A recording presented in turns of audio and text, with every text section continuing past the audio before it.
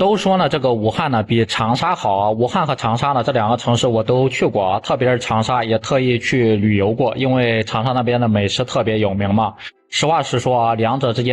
城市之间的差距呢确实是挺大的。在中国的中部地区啊，有两座大城市，第一个呢就是武汉，第二个就是长沙啊。就是这两座城市呢，在中部地区呢都是各有特色，各有自己的一个魅力和特点。就是当我们谈起就是这两座城市的时候，第一是武汉，第二是长沙嘛，很多人都会认为啊，包括在网上，包括在现实中啊，很多人都认为呢，武汉在许多方面呢都会比这个长沙呢更有优势啊，更占有一个先机。为什么这么多人会有这样的一个印象，或者是为什么这么多人会这么说呢？今天呢，我们就这个视频给大家全面的来分析一下。首先呢，我们就从这个经济的角度啊，因为第一肯定是要考虑经济嘛，从经济的角度来分析一下这两座城市。武汉呢，作为湖北省的一个省会，拥有着得天独厚的一个地理位置，都是说武汉是9省通衢嘛，交通特别发达，包括丰富的一个资源，像咱们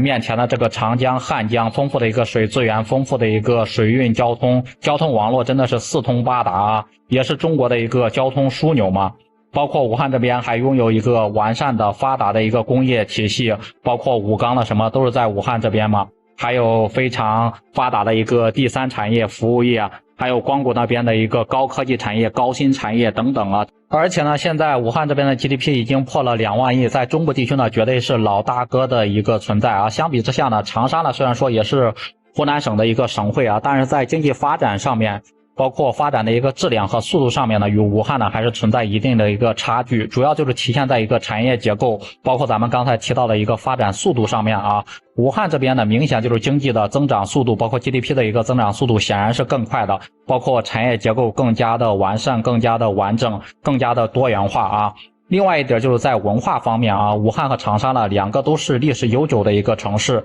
都拥有着非常多的一个历史的一个文化遗产。相对来说呀，武汉这边的文化氛围，我感觉生活这么多年是更加的开放，更加的多元啊，也是吸引了来自全国各地，包括全世界各地的一个人才，还有那种各色各样的一个艺术家们，什么明星了或者是什么，都在武汉这边定居生活。包括武汉的整个的一个城市建设、城市规划，在全国大城市里面、1线城市里面，包括新一线城市里面，我感觉也是非常的出类拔萃啊！这就使得武汉呢，在城市竞争力方面呢，真的是非常有吸引力啊！相比长沙来说，我感觉是更有吸引力。长沙那边呢，无非就是它的那个文化娱乐，包括它那个小吃可能是更加出名啊。它无非它那个芒果台，像它做那种娱乐节目，的确是武汉这边是比不上的。当然，在其他方面呢，武汉这边还是占有一定的一个优势的。最后呢，咱们可以再看一看生活品质方面啊，就是咱们刚才提到的武汉的城市建设。你像武汉这边的一个高楼大厦，包括武汉这边的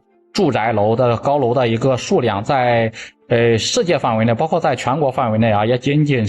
次于那个香港、深圳那边，包括北京、上海那边都是比不上武汉的啊。还有它的一个绿化，基本上我们走到街边全部都是那种各种各样的一个绿化，非常的宜居啊。很多人来到武汉之后呢，都特别喜欢在武汉这边定居生活，然后在这边长期的找一个工作，长期的生活下去。而且武汉这边的一个医疗包括教育资源也非常丰富，提起教育肯定很多人都要